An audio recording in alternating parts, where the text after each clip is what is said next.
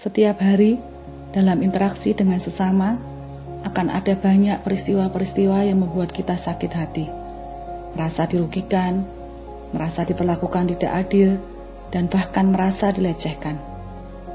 Itu juga bisa terjadi karena interaksi kita dengan orang-orang terdekat. Bisa dengan suami, istri, anak-anak, orang tua, mertua, kakak, adik, rekan kerja, bahkan dengan rekan pelayanan kita. Ketika itu terjadi, apa respon kita terhadap apa yang kita alami? Mari kita melihat apa kata firman Tuhan. Yang pertama, sakit hati menimbulkan pertengkaran dan perpecahan. Di dalam Amsal pasal 10 ayat 12, kebencian menimbulkan pertengkaran, tetapi kasih menutup segala pelanggaran. Hal yang kedua, sakit hati merenggut sukacita dan kebahagiaan. Ayub pasal 21 ayat 25 berkata, yang lain mati dengan sakit hati dan tidak pernah merasakan kenikmatan. Hal yang ketiga, sakit hati bisa menimbulkan sakit jasmani. Mazmur pasal 31 ayat 10, kasihanilah aku ya Tuhan, sebab aku merasa sesak, karena sakit hati mengidaplah mataku dan meranalah jiwaku dan tubuhku. Secara manusia, jika kita sakit hati, yang kita lakukan adalah berusaha membalas apa yang kita alami.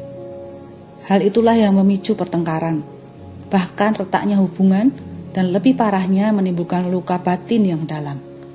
Kita kehilangan sukacita, kita gelisah, kita marah, dan tanpa kita sadari, itu akan merusak tubuh jasmani kita. Saudara, di masa Paskah ini, Tuhan Yesus memberi contoh nyata melalui penderitaannya di atas kayu salib.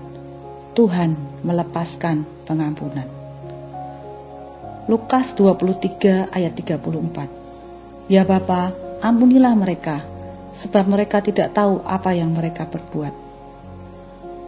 Yang saya dan saudara alami saat ini masih jauh dari penderitaan Tuhan Yesus ketika dia difitnah, disiksa, dilecehkan, bahkan disalibkan untuk kesalahan yang Tuhan tidak perbuat. Tetapi Tuhan memilih untuk melepaskan pengampunan.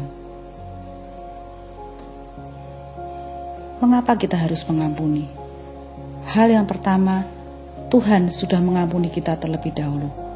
Di dalam Kolose pasal 3 ayat 13, sabarlah kamu seorang terhadap yang lain, dan ampunilah seorang akan yang lain, apabila yang seorang menaruh dendam terhadap yang lain. Sama seperti Tuhan telah mengampuni kamu, kamu perbuat jugalah demikian. Hal yang kedua, supaya doa kita didengar oleh Tuhan. Markus pasal 11 ayat 25 berkata, dan jika kamu berdiri untuk berdoa, ampunilah dahulu sekiranya ada barang sesuatu di dalam hatimu terhadap seseorang, supaya juga Bapamu yang di surga mengampuni kesalahan-kesalahanmu. Saya mengalaminya ketika saya terlibat perselisihan dengan rekan kerja di kantor, dan itu sangat mengganggu. Saya jadi malas ke kantor, menjadi pribadi yang berpura-pura, yang seolah-olah tidak ada masalah, tetapi di dalam hati saya ada kemarahan besar. Saya tidak bersuka cita, saya gelisah, kinerja menurun, dan setiap berada di kantor, pikiran saya selalu tertuju dengan luka hati yang saya alami. Itu membuat penyakit kepala saya yang sudah setahun tidak kambuh, tiba-tiba kambuh kembali. Akhirnya saya memilih melepaskan pengampunan. Ketika hal itu saya pilih dan saya lakukan, tiba-tiba hati saya merasa plong, damai sejahtera meliputi saya, dan saya bisa melihat masalah dari sudut pandang yang berbeda, dan pemulihan terjadi. Kunci keluar dari masalah ini adalah melepaskan pengampunan. Sebuah kata yang mudah diucapkan, tetapi butuh kasih karunia Tuhan, kerendahan hati, dan tekad untuk melakukannya. Pengampunan membuat doa-doa yang kita naikkan didengar Tuhan.